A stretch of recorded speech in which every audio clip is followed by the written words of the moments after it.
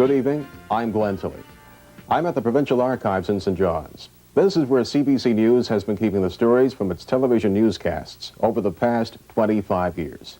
There are literally thousands of stories here on film cores like this.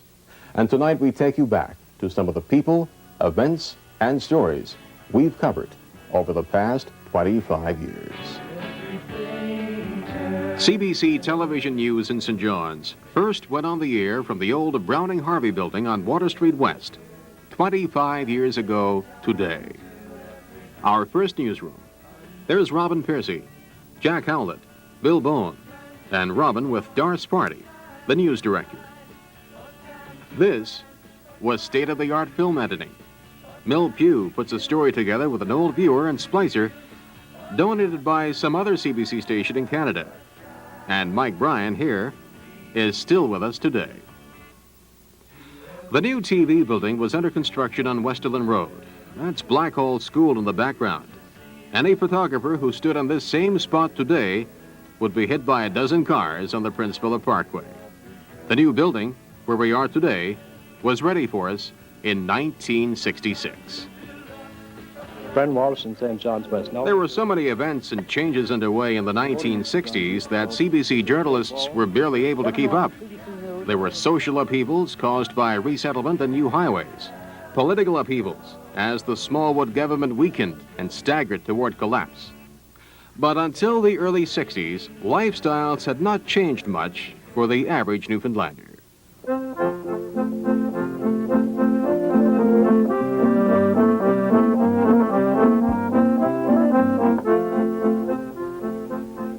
The little coastal ship goes poking into bays and fjords, which are the same today as they were when the Basque fishermen and whalers explored them 4 and 5 centuries ago.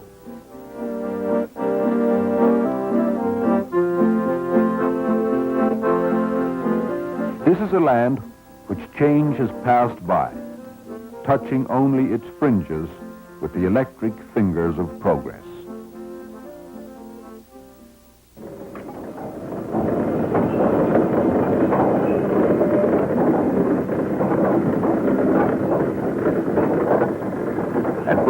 Dr. Ann Calder and her husband, Dr. Michael Calder, worked together as a medical team, serving the coast in both directions. They have been doing it now for 7 years. We still have no communication by road with the outside world. There's no highway at all. Our only means of getting in and out of Burgeo is still boats.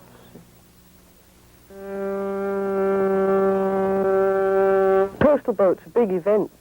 And the smaller the place, I think, the more of an event it is. The really small places, the coastal boat comes in, and it's weekly or twice weekly, one each direction. The wharf is always crowded every time there's a boat.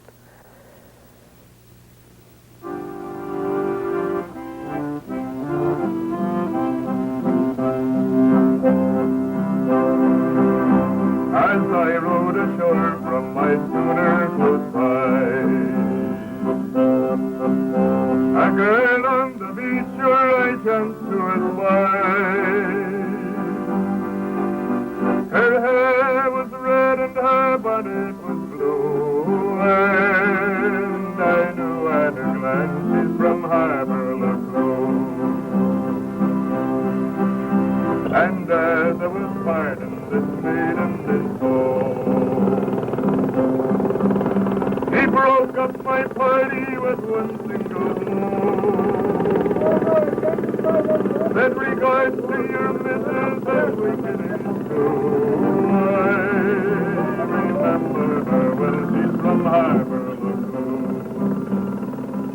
Not only the coastal boats based it on certain future, in St. John's on the 1st of March, 1967, the Algerine prepares to sail for the seal hunt. Only 3 years earlier, a company in Quebec made a film that accused the seal hunters of extreme cruelty. Already, there were concerns that the growing public protest might affect the seal markets. But in the late 60s, the life of a sealer went on.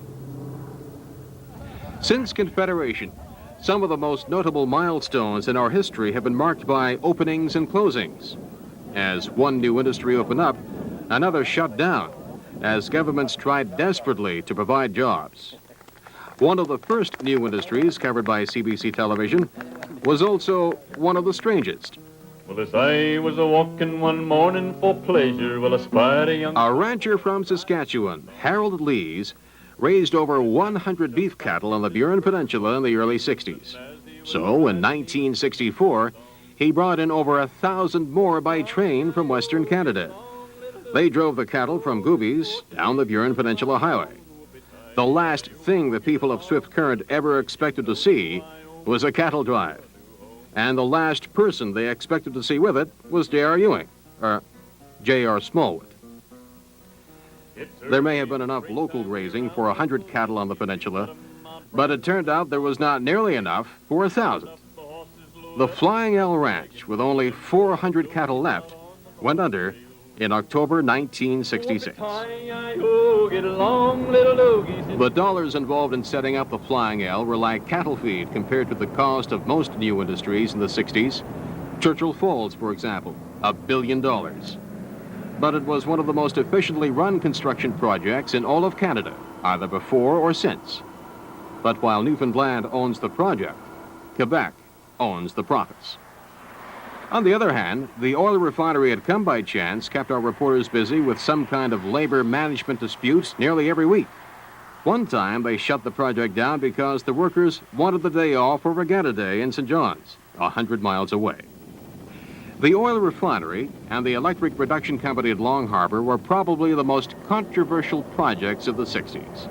This phosphorus plant in Placentia Bay, using the latest technology, was supposed to be environmentally safe. But on the 12th of February, 1969, thousands of dead herring began washing up on the beaches of Arnold's Cove. For weeks, fishermen from Fairhaven, Southern Harbor, and Little Harbor had been catching red-colored herring.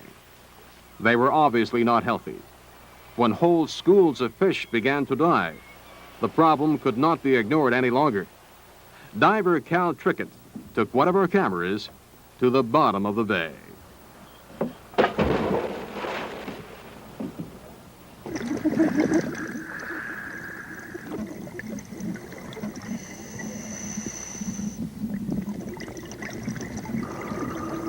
It was 3 months before the federal government announced it was suspicious that ERCO had caused the pollution. They closed the whole northern half of Placentia Bay to fishing. Over 200 fishermen were out of work. Tom Cavanaugh had this report. It's been less than 3 weeks since the plant was first shut down and the northern half of Placentia Bay closed to the fishery. But the fishermen have been feeling the effects of the pollution in the water much longer than that. They haven't been able to sell any of their fish since the first dead ones began appearing about 3 months ago. I only can speak for myself. I got about enough for another month or something like that. I'm going to dump his having common day when I got to get some sort of assistance. Oh, still living on a little bit red saved up. It's pretty shy now. Well, is that going to last very long? No, I guarantee you it's not going to last too long. Not going to last too long, but I can't. I'm finding it tough enough with 9 children and no income. And everybody, I suppose everybody in the world today got installments. I know I have. Well, so I don't know. I see something ahead of us now, only just starvation. I mean, unless they soon got up with something. Well, what are you living on now? What are you doing for money? Nothing, because we got none. A lot of us haven't anyhow. The fishermen were compensated sometime later for part of their losses. The plant installed new equipment to stop pollution of the bay. But their troubles were only beginning. Of course, the most successful projects over the years were those based on our natural resources. The iron ore mines in Labrador West were opened in the 60s. They are still viable, but employ only a fraction of the old workforce now. The people of Newfoundland had to learn the hard way that a mine has a relatively short lifespan. One of the first and hardest lessons came in 1966. The iron ore mines at Wabana closed on the 30th of June, after 71 years of operation. The government kept Bell Islanders on a string for months. Premier Smallwood announced a series of deals that would hopefully reopen the mines.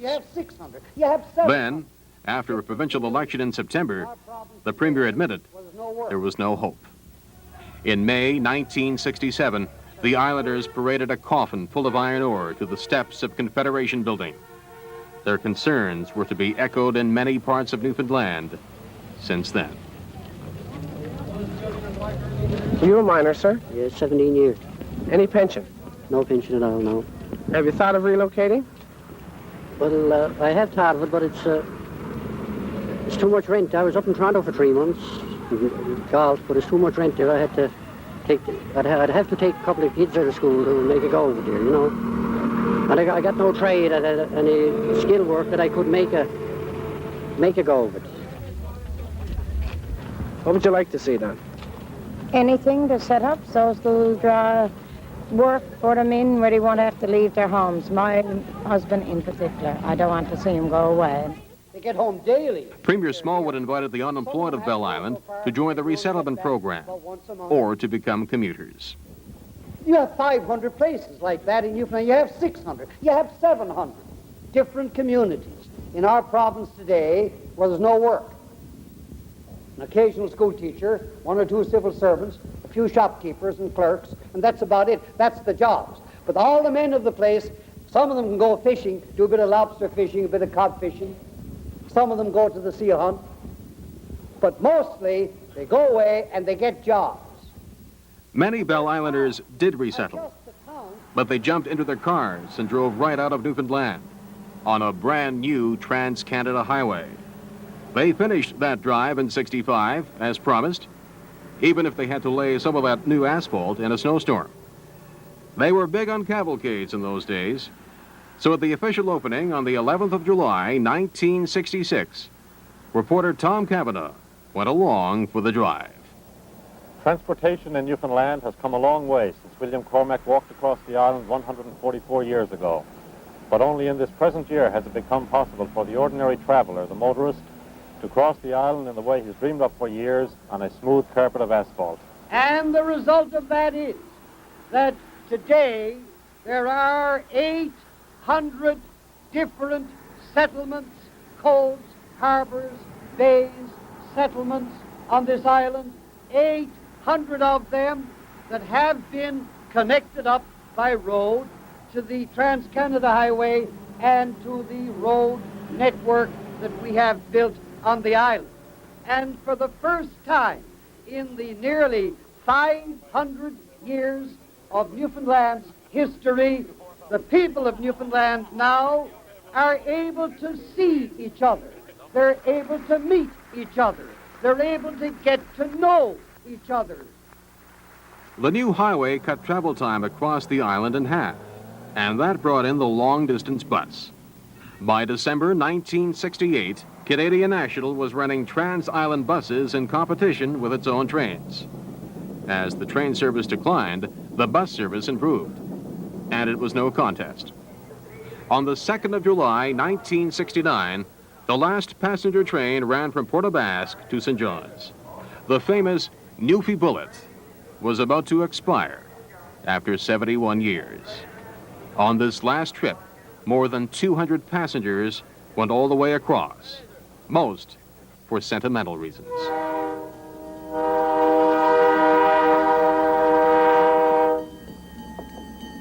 Not only passenger trains disappeared in the late 60s, whole communities were being moved from isolated coves to more central locations. It was said that better services and more jobs could be provided there, and it was called the Resettlement Program. Newfoundlanders have been moving house for centuries. However, it's only since 1954, when the provincial government first implemented its centralization program, that we've seen whole communities pull up stakes, leave their isolation behind, and begin life in new and more populous areas. The first mass movement took place in Bonavista Bay some years ago, but this internal migration was never more evident than this year, when Placentia Bay was affected. Before the winter snows disappear next spring, Placentia Bay, Newfoundland's largest, will have its island communities stripped of their inhabitants. As many as 4,000 people may be involved. Lottie Sr. moved from Port Elizabeth in Placentia Bay to Red Harbor in 1969. According to Lottie, moving house was taken right in stride. If the high tide was in the morning, the people would probably get up and light their fire and have breakfast in the house in the morning and let the fire down and then secure a few things, like everything was left in the house. And then anything that the top might fall down and break or anything like that, like ornaments were all packed and dishes were packed, but the furniture wasn't packed or anything. It just lay where it was. And so then they pull the house on board and we cross over the 3 miles to Red Harbor, and they had a landing stage here, and the tractor would take it off the barge and bring it in, and then the tractor would take it in the road and rest it on its site, probably 3 or 4 o'clock in the afternoon, and they'd be gone back to Port Elizabeth for another house and take it in, and the people would light their fire and have supper in the house. One of the main benefits of resettlement was supposed to be a better education. More facilities could be provided at big central schools. Young people may think there is a big uproar about education today. They should have been here in the 60s. I would move, be prepared to move if it would have any effect, that I don't think that the church would not here, no, but at the Newfoundland Conference of the United Church, that we would pass over our buildings, our facilities, to the school boards that would not be church. And I think in our church this would have a good possibility of success. I wonder if the other churches would be interested in doing that. I think the denominational system has got to go, because here is where the waste is. No such decision has been made by the government. And while I'm a member of that government, while I am a member of it, the government might still make the decision, but I would then not be a member of it. While I am a member of the government, that decision is not going to be made. But I've never been as disgusted with anything in my life as this whole fiasco of the last few days. Particularly this afternoon, when we were treated to a circus performance. We were treated like a bunch of puppets on a string.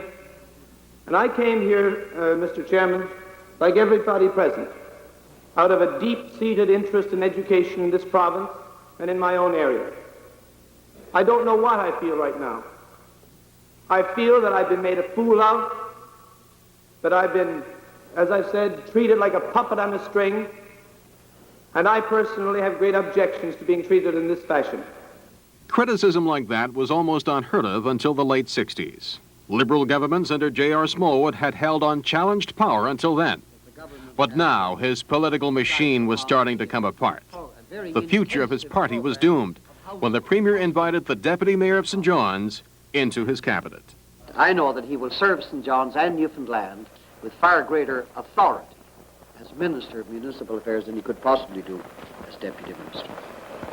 The decision has been difficult only because it was just last November that the people of St. John's elected me to the St. John's Municipal Council. I feel I've made every effort to serve the people of St. John's and the council to help overcome the many problems that face the city today. But I feel that many of these problems can only be solved properly in cooperation with the provincial government and with the assistance of the provincial government. 1968 was a troubled year for the Liberals. In May, John Crosby and Clyde Wells resigned from the cabinet and sat as independent Liberals. And then Pierre Trudeau got a tumultuous welcome during the federal election campaign. It looked like Smallwood had picked a winner.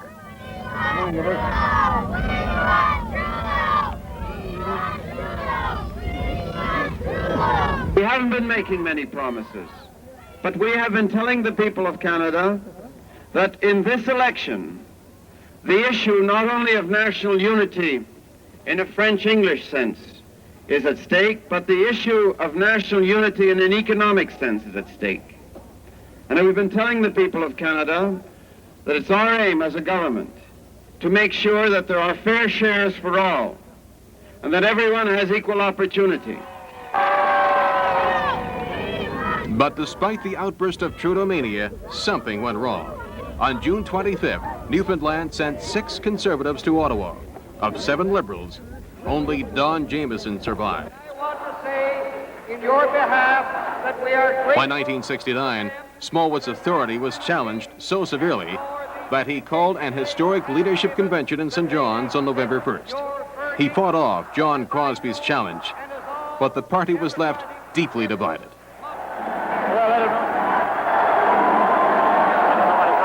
There, but pandemonium was broken loose. The premier is being pushed off the platform by this crowd of well-wishers, and the police officer is trying to hold the crowd back from him and to let him get through the crowd in front. And he's making his way down now towards the front of the platform and onto the stadium floor. It looks like he's going to be carried on the arms of his supporters and well-wishers. I wish him success personally. And I think that that's the way we should accept the convention in a good spirit. So I wish him. I wish him well. We will continue to fight for the things we believe in the Liberal Party as Liberals. I thank Mr. Crosby. I thank Mrs. Crosby. And I say to Mr. Crosby's friends, I know how they feel. They feel the way I would feel if I had lost. Within days of that victory, the university Smallwood had founded rose up against him. More than 4,000 university and high school students marched on Confederation Building. They even turned convention placards against Joey. They demanded new economic policies and even greater political freedom. In the closing days of the 60s, the Liberal Party was still adrift, and Frank Moores lay waiting just over the horizon in the 70s.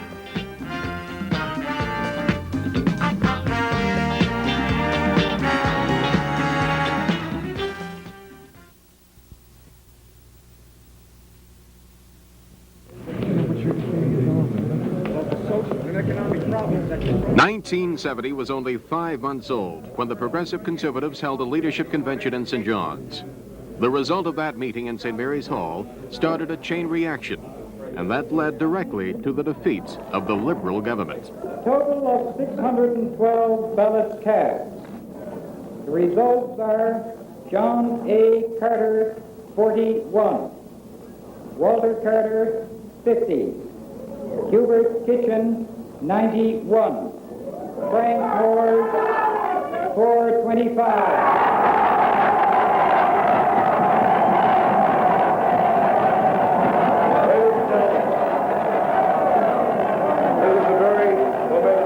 For me, but most of all, most important, it's a very momentous occasion for this party. Because, ladies and gentlemen, this is the first stage only electing a leader and starting to adopt our policy. The next stage is to win the next provincial election. Well, in a way, he did win the next provincial election, but he did not win the government. In October 71, the PCs had 21 seats, the Liberals 20, and Tom Burgess of the New Labrador Party got 1. The Liberals managed to cling to power for 3 more months. Premier Smallwood stayed in office until January 1972, when he entered Government House to submit his resignation. I am genuinely surprised over the fact that I feel no tinge of sadness or regret, and pleased and happy and relieved and relaxed to be out. Frank Moores was sworn in as Premier with a cabinet of 13 members. 2 weeks later, after months of wheeling and dealing between parties, Hugh Shea and Tom Burgess finally settled down in the Liberal camp. Frank Moores was forced to call another provincial election, and in March 1972, finally got his clear majority, 33 seats to the Liberals' 9. We have seen the first change of government since 22 and a half years since Confederation. And really, we've seen the first real change of government in something almost up to 40 years. This decade may always be remembered for its political events. But the 70s were also a time of renewal in the arts. As new political performers took center stage, so did a new generation of entertainers.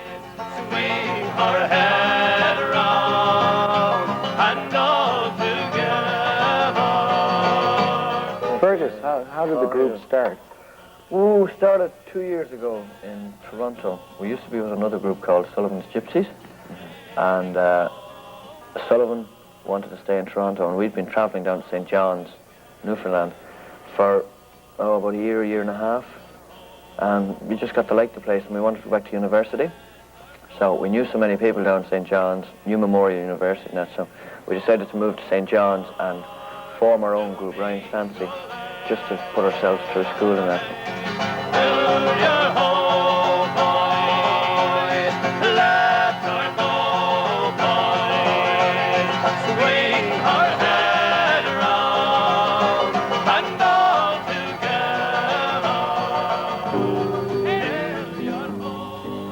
Oh, remember the winter of '75. I suppose there's a few of us still left alive. Oh, a tragedy struck that was hard to survive.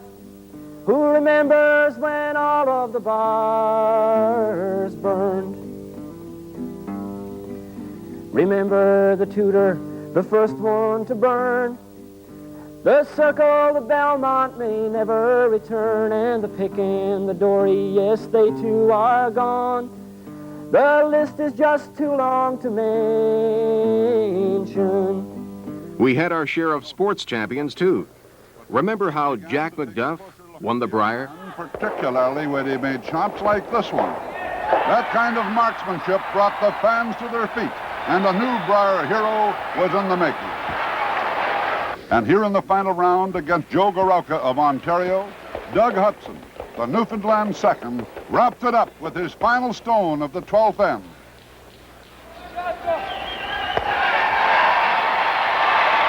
That's it. Newfoundland wins. There's no playoff. The McDonald Brier is over. All in all, it was a Brier to remember. Especially if you're from Newfoundland. A Brier of first.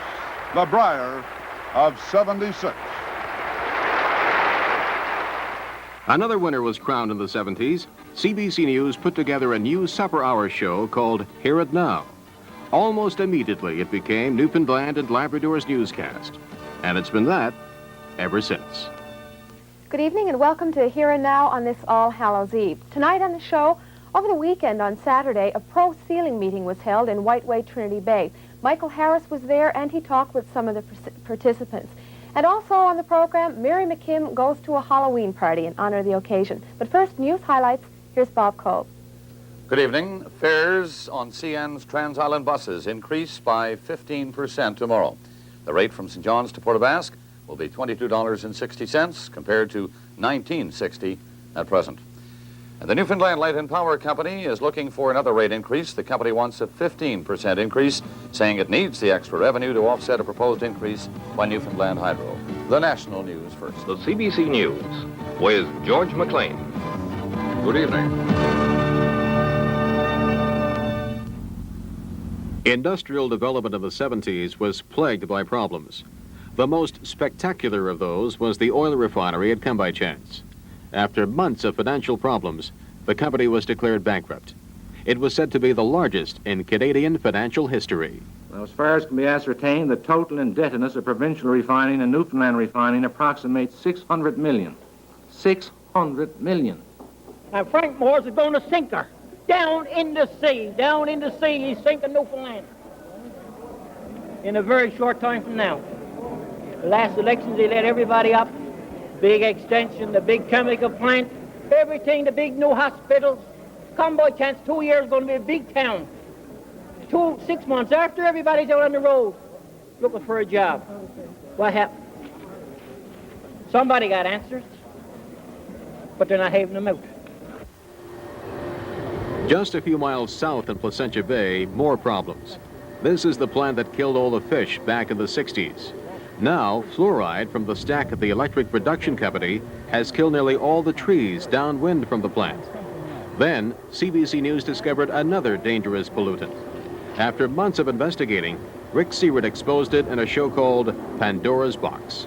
This is a machine used for measuring radiation. It's commonly known to us as a Geiger counter. We're going to test some of the rocks in the roadbed here near the plant.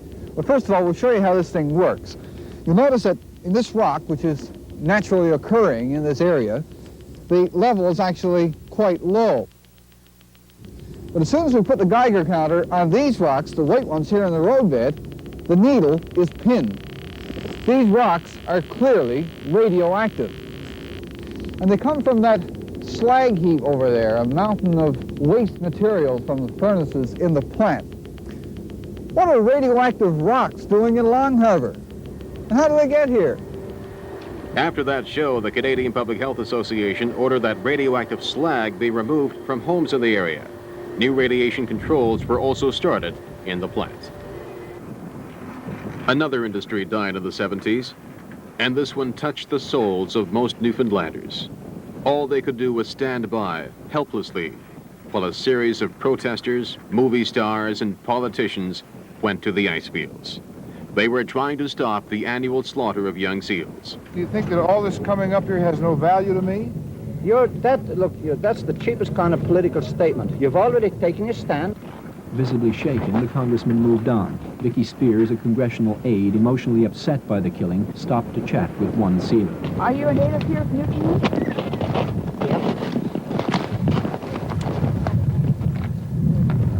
And how are you feeling? Don't bother me, woman. I'm trying to work.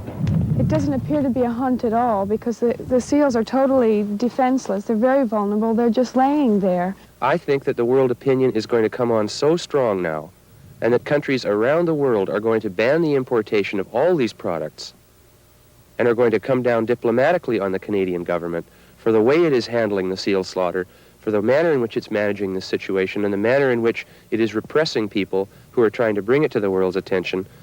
I really think the seal hunt will be ended before next year even comes about. Moore was right, because nothing the sealers could say or do was as powerful as pictures used by the protesters. Nothing.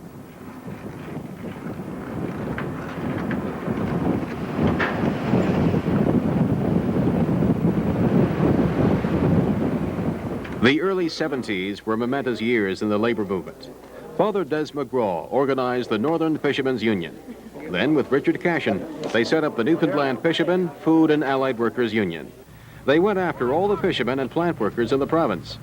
This did not seem to worry the president of the old Newfoundland Federation of Fishermen.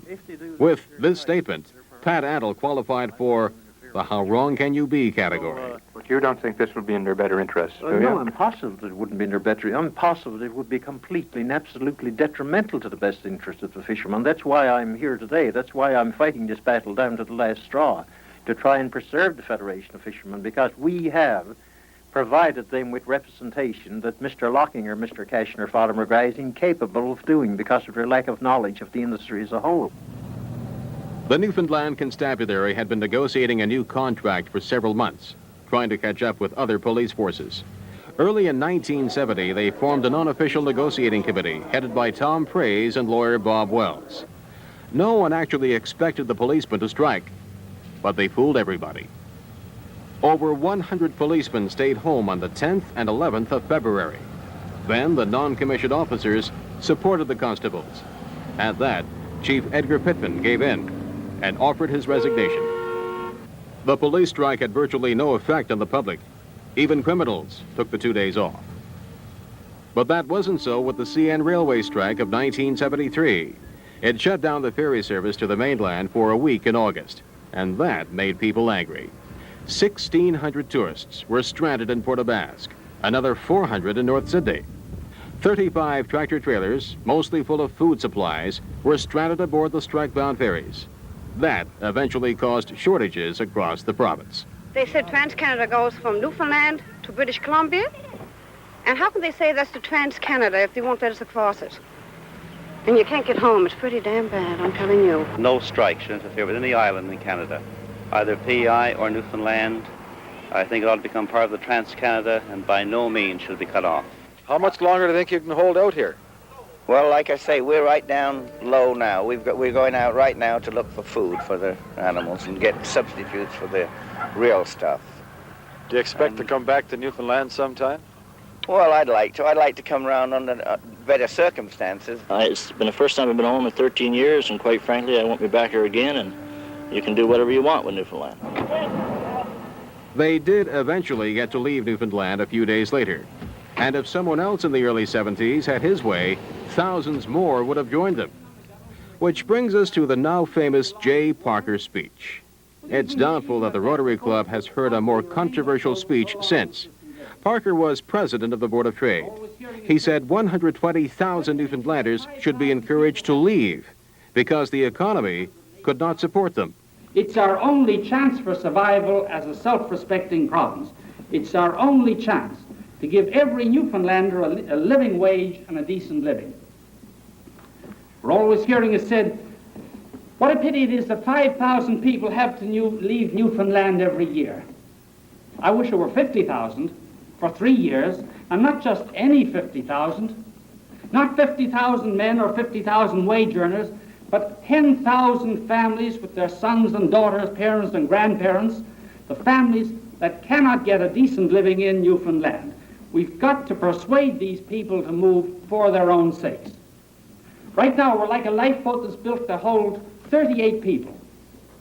Instead of that, there's 50 people in this lifeboat, and they're sitting on the seats, and they're sitting on the gunnels, and they're clinging to the sides, and they're being dragged along in the water. Well, even at that, the boat would probably remain afloat so long as the seas are calm. But if the wind should blow and the sea come up, then the overloaded boat could be swamped with all on board. Ladies and gentlemen, there were 619 ballots cast that time. The 70s ended as they began. The province was up to its eyeballs in politics. In January 79, after 7 years as premier, Frank Moores announced his resignation. That plunged the province into a leadership campaign and 2 elections. Our new leader is Brian Pickford.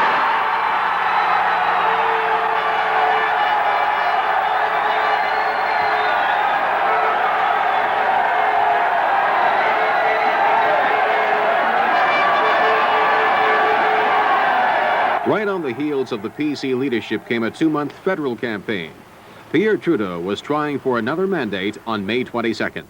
But Joe Clark pulled out a PC minority government. And if Newfoundlanders thought they might get a rest from politics, they were disappointed. 3 days later, Brian Peckford turned on the political machinery again.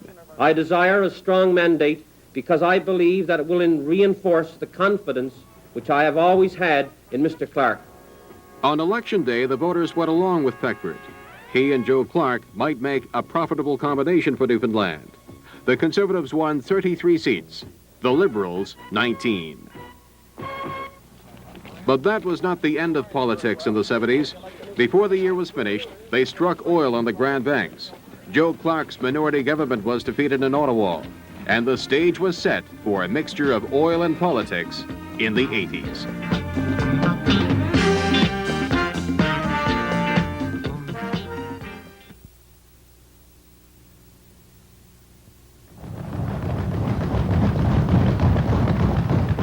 It may have been coincidence, but early in 1980, the province adopted a brand new flag, just in time for a brand new premier to wrap it around his shoulders. For a brand new battle was upon us. Hibernia, black gold, millions of barrels of oil discovered in the 70s. Everybody knows that whoever owns an oil field gets rich. Trouble is, who owns the seabed? And who gets rich? In 1980, Pierre Trudeau claimed Hibernia belonged to all Canadians. Brian Peckford, in office hardly a year, did not agree. And he was not backing down from anybody. But there is 2 kinds of Canada, one made of free people freely associated, and that is a constitutional conception, and it is one which I believe you hold. Well, don't put words in my mouth. I am quite able to speak for myself, as I have this week and as I am doing right now. Peckford's defiant style and bad boy reputation followed him throughout the 80s. Arguments with Ottawa over the offshore dragged on. Finally, the dispute ended up in the courts. It went all the way to the Supreme Court of Canada. And on the 8th of March, 1984, bad news. Ottawa had won control of the offshore oil fields. What do you think will happen now that Ottawa has gained control of Hibernia? Well, we won't get hardly anything out of it. Anything at all. But we're getting nothing. Now, nothing. now means nothing. But that was not the end of it. The federal Tories defeated John Turner's Liberals in the 1984 election. Then came the good news. The new Prime Minister lost no time in writing a new Atlantic Accord.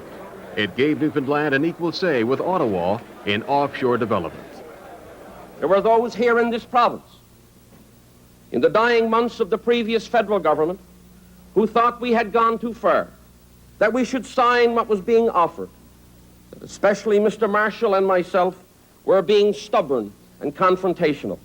There will be billions of dollars spent over the next decade to develop new and secure supplies of oil, creating thousands of new jobs in Newfoundland and in Canada. Well, it sure sounded good at the time, but that new prosperity never came. Oil prices went down, and so did exploration activities on the Grand Banks. All those offshore supply boats went away, and Hibernia oil, still safely beneath the ocean floor, will have to keep until the 1990s. The Ocean Ranger was designed to operate in unusually deep waters and severe environments. For most Newfoundlanders, offshore oil meant a promise of prosperity. But for others, the race to find oil brought deep personal tragedy. 9 o'clock now. Okay. Air, Sea, and Rescue have been unable to locate the Ocean Ranger. The site has been identified by helicopter through its anchor buoys and wave rider buoys. 2 lifeboats have been sighted. One was capsized and the other was stern down. A partially inflated life raft was also sighted. Bodies have been spotted in the water, but there is no indication at this time as to whether there are any survivors. It was horrifying news. The largest oil rig in the world had gone down in a terrible storm. 84 men lost their lives. Tragedy struck again 3 years later. Just before Christmas, an American jet crashed at Gander. It was full of American servicemen going home for the holidays. Larry Hudson was one of the first reporters on the scene. Well, I'm used to pretty violent sights, but this one really took me back. It really shook me. You had this huge aircraft that was obviously disintegrated into small pieces, and then you had bodies lying around all over the place, and it was just mass confusion. It was kind of sickening. We have a further update, as perhaps you're aware. There was 250 souls on board plus 8 crew, which gives you a total of 258. There are still no survivors located. Disasters of opposite kinds hit central Newfoundland in the 80s. The Exploits River spilled over its banks after heavy winter rain. It flooded roads, a powerhouse, and many homes. It was more than one resident of Bishop's Falls could take. I was born right here in the spot. 49 years I've lived here. How do you feel about having to leave it? Well, I feel bad. The river that gave me a lot of pleasure turned on me.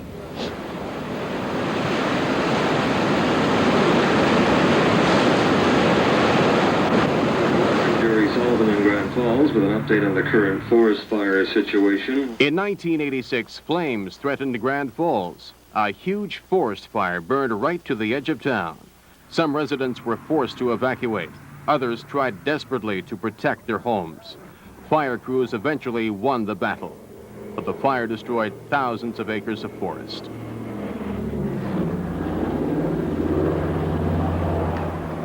There has hardly been a time in Newfoundland history when there was not some kind of problem in the fishery. But it was Brian Peckford who dragged the fishing issue, kicking and screaming, onto center stage in the 1980s. When he fired the first shots in the cod war nearly 10 years ago, he made this prediction.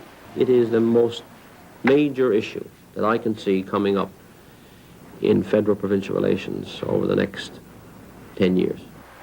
The federal government could not help but take notice. They devised a plan to restructure or streamline the fishing industry. They helped to create several super companies like Fishery Products International out of dozens of smaller operations. I believe that the package of actions I have just outlined will ensure the continued viability of the deep-sea fishery in this province.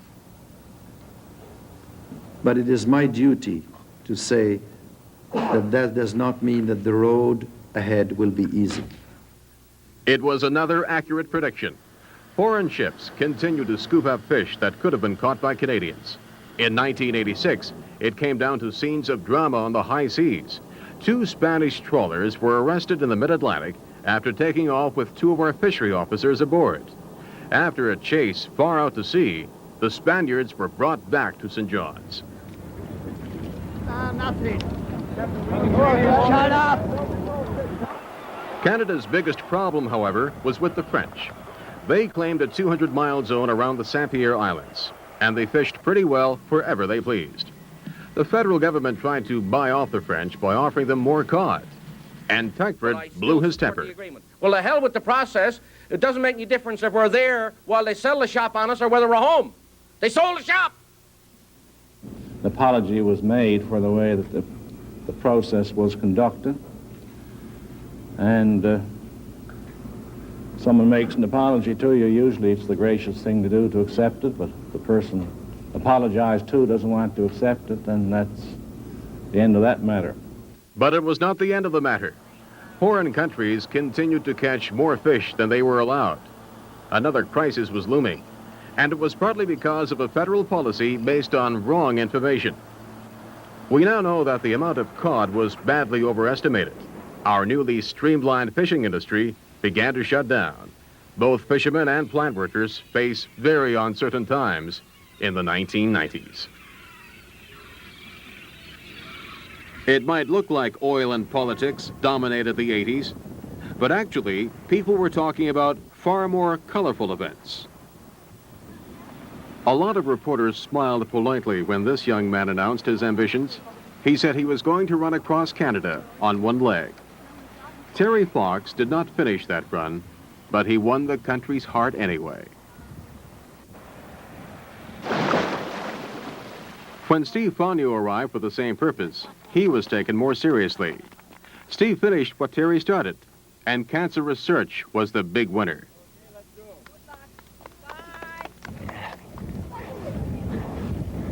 Then Rick Hansen proved for all time that a handicap need not be a handicap. He had already gone around the world when he started his Canadian tour in St. John's. The forecast is for... There have been many famous visitors to the province, but none caused quite the same sensation as Pope John Paul II. 30,000 people gave him a warm welcome on a cold day at Kitty Bitty Lake. Too bad the rain did spoil it, you know, in a sense. I suppose typical Newfoundland weather, you know, that's the way it is.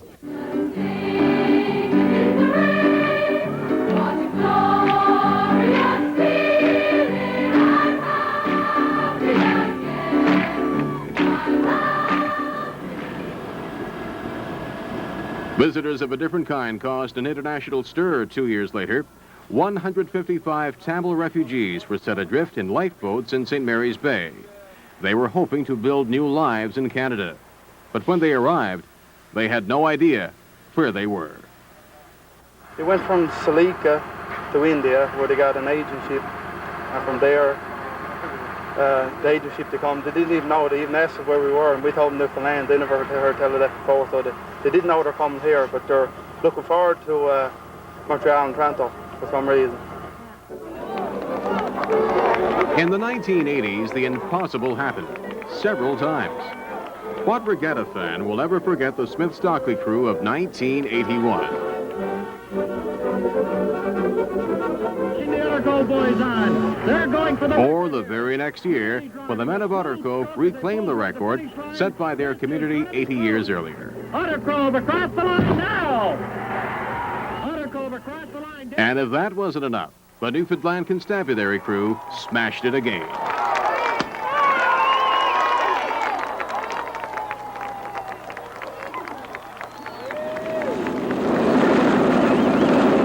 Remember Collector Wreck? Young Newfoundlanders proved in the 1980s that they were concerned about the environment. Besides picking up tons of litter, students in over 150 schools also went after car wrecks. During 3 years, using every means possible, more than 8,000 wrecks were removed from the environment. Schools also shared more than $60,000 in prize money. The future did not look bright for many outports in 1980. A strike by inshore fishermen shut down their fish plants for 5 weeks. And it did not look bright for government employees either. Teachers walked out of their classrooms in 1983 over a wage freeze policy. Schools were closed for 3 weeks. Peckford and the teachers became bitter enemies. But everybody's got to take their share of some of the restraint. Where's Mr. Freeze?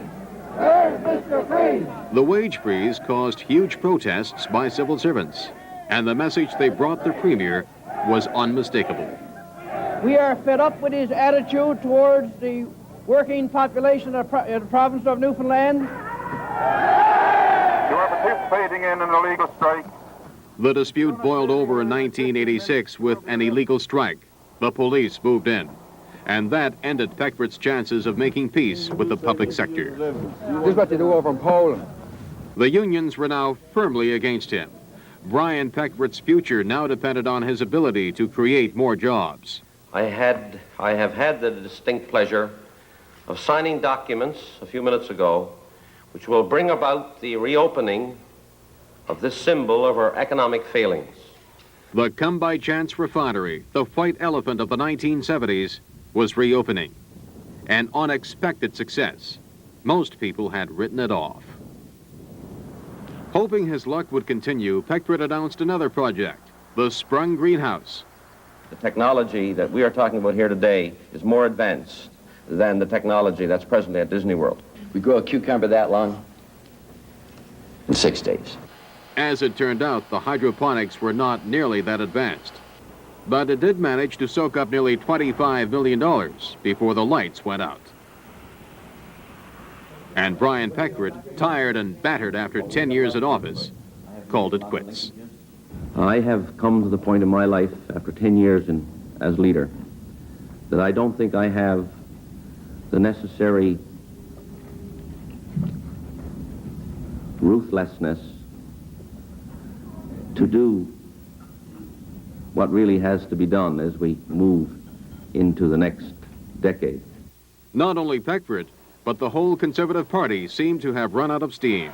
Clyde Wells led the Liberals to power in 1989. I think the people of this province were impressed by what the Liberal Party had to offer and by what the Liberal Party is offering for the future of this province. So the 1980s draw to a close, as did the 1970s.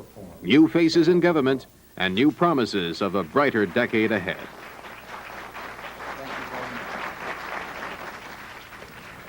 And that's where we are today. That's just a glimpse of the first 25 years of news at CBNT. I'm Glenn Tilley. I hope the show brought back some memories for you, and that you'll join us for our 50th, October 4th, 2039. Thank you for watching, and good night.